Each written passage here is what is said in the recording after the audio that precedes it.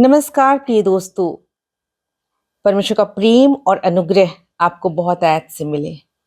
आशा करती हूँ आप कुशल मंगल हैं और परमेश्वर की आशीष और अनुग्रह आपके जीवन में बनी हुई है।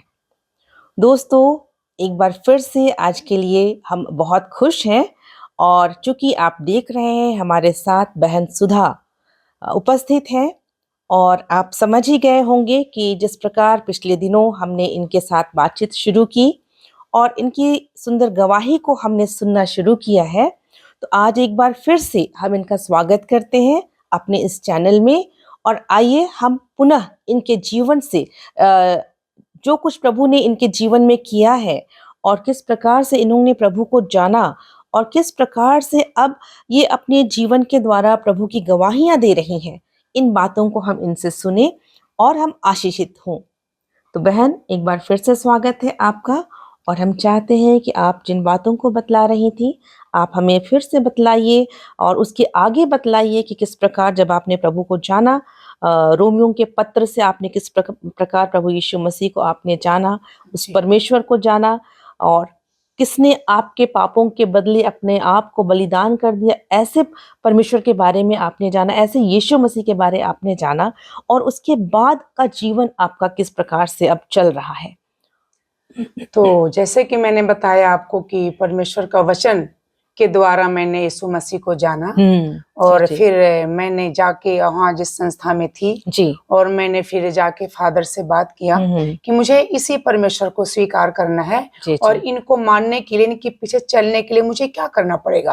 तो हमने मसीह जीवन जीने के लिए उनके पीछे यीशु मसीह पे चलने के लिए बात किया। तो हमें फादर ने एक बार समझाया कि मसीह लाइफ इतनी आसान नहीं है। आप यदि मसीह को ग्रहण कर लेंगे तो हो सकता है कि आपके लाइफ में आगे चल के बहुत सारी प्रॉब्लम हो जाए। अभी तो सिर्फ थोड़ा बहुत नोक झोंक है और मसीह को ग्रहण करने के बाद हो सकता है कल आपका परिवार भी आपको छोड़ दे तो आपके लाइफ में बहुत ज्यादा प्रॉब्लम आ जाएगी। तो उस समय मैंने ना कुछ आगे पीछे नहीं सोचा। मैंने एक ही बात सोची कि जो परमेश्वर हमारे लिए अपना प्राण दे सकता है वो हमारे लिए सब कुछ कर सकता है। बिल्कुल। और ये उनको मैंने जवाब दिया कि फादर मैं कुछ नहीं जानती, मैं इतना जानती कि जो परमेश्वर हमारे लिए अपना प्राण दे सकता है ना, वो हमारे लिए सब कुछ कर सकता है। और ये जब मैंने उनके सामने अपना उत्तर रखा तो उन्होंने बड़े हिम्मत के साथ मुझे हंसे और समझाए और बोले बेटा कोई नहीं, आप मसीह के पीछे चल सकते हैं, उनकी बेटी बन के आप आगे जीवन जी सकते हैं। और उस समय मेरा बेटा 7 साल का था। अच्छा। और मैंने प्रभु यीशु मसीह को अपना उद्धारकर्ता के रूप में ग्रहण किया और प्रभु यीशु मसीह के पीछे मैं चलने लगी। जब यीशु मसीह को स्वीकार किया और स्वीकार करने के बाद मैंने अपने घर पे फोन किया कि मैं यीशु मसीह को मानने लगी हूँ और अब मैं अपने घर जाऊंगी, क्योंकि अब मैं उस परमेश्वर को जान चुकी थी जो हिम्मत और सामर्थ्य देता है और जो मेरे साथ था। तो मैंने अपने घर पे फोन लगाया और अपने हस्बैंड को बोला कि भी मैं घर वापस आना चाहती हूँ और मैंने प्रभु यीशु मसीह को स्वीकार कर लिया है। तो मेरे हस्बैंड का जवाब था कि तुमने जिस यीशु मसीह को ग्रहण किया है तो उसको तुम वहीं पर छोड़ कर आना, क्योंकि मेरे घर में तुम्हारे लिए जगह नहीं है। अब मेरे घर में रहना है तो मेरे संस्कारों को मानना होगा, मेरे कल्चर को मानना होगा।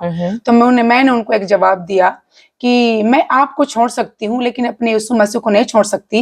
यदि आपके घर में मेरे लिए जगह नहीं है तो मेरी जिंदगी में आपके लिए जगह नहीं है। उसके बाद फिर मेरे ससुराल वालों ने मेरा साथ छोड़ दिया और ना ही मेरे पेरेंट्स से मेरा कोई संपर्क है।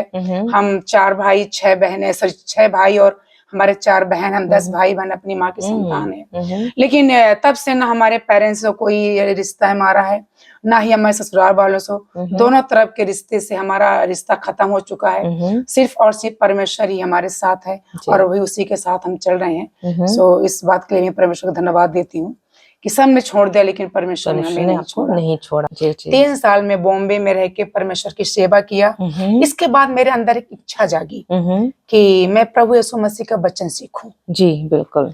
और मैं प्रभु यीशु मसीह का वचन सीखने के लिए मन में अपने लालसाएं मेरे पैदा होने लग गई और मैं प्रार्थना करने लग गई कि मैं कैसे, वहां पर कोई सहयोग नहीं था ना कि हम प्रचंड कौन किसके जरिए जाए, कहाँ जाए। तो परमेश्वर का अनुग्रह से वहां पर एक राजस्थान की फैमिली रहती थी। अच्छा। विश्वासी। तो वो बहुत अच्छे फैमिली थी जिनके जरिए परमेश्वर ने मुझे राजस्थान आने के लिए मौका दिया। अच्छा। और फिर मैं 16 में मैं राजस्थान आई और राजस्थान में आके 1 साल में गुड़गांव दिल्ली में जाके उनके द्वारा परमेश्वर का वचन सीखा। अपने बेटे को उनके यहाँ रखा मैंने और वहां से 1 साल वचन सीख के फिर मैंने 1 साल वहां पर एक स्कूल में जॉब भी किया।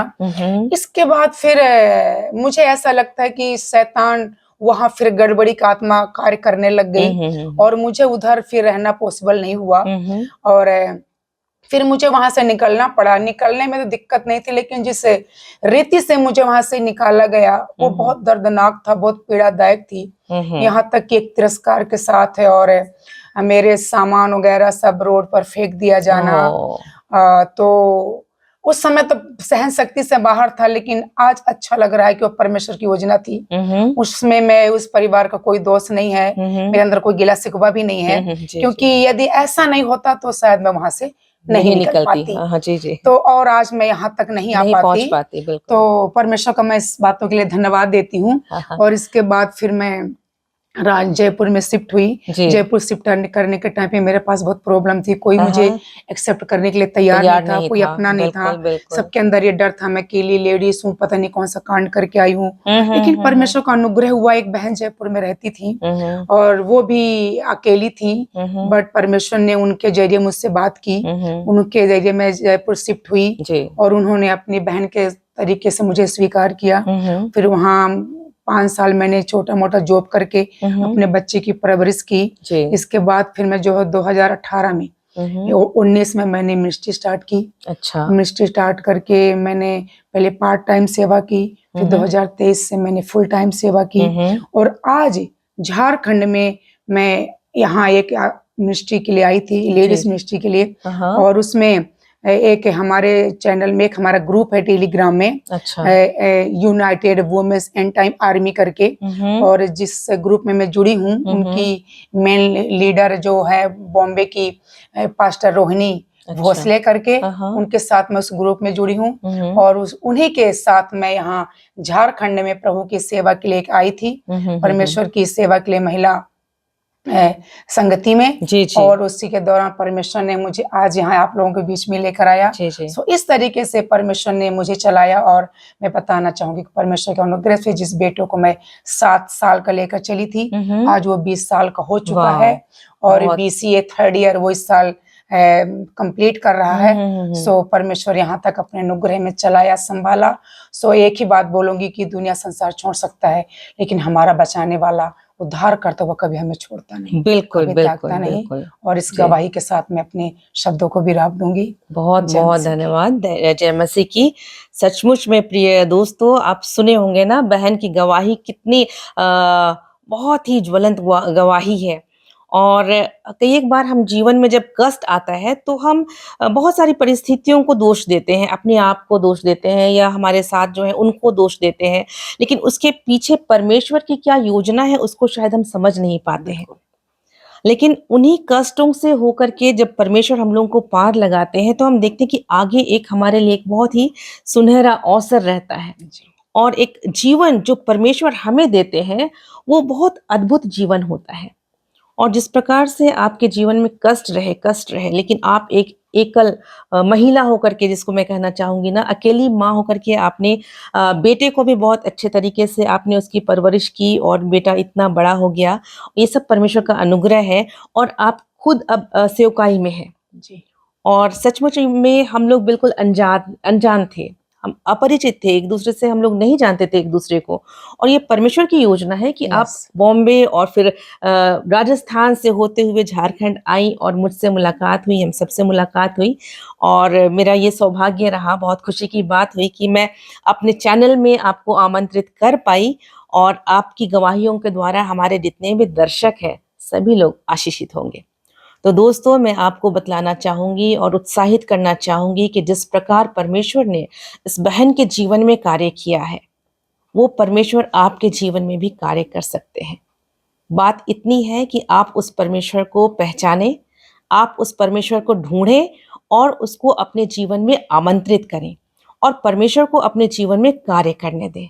सचमुच परमेश्वर आपके जीवन को बदल करके एक नया जीवन देंगे, एक नई योजना के साथ परमेश्वर आपको आगे बढ़ाएंगे। परमेश्वर आप सबों को बहुत आशीष दे। जय मसीह की।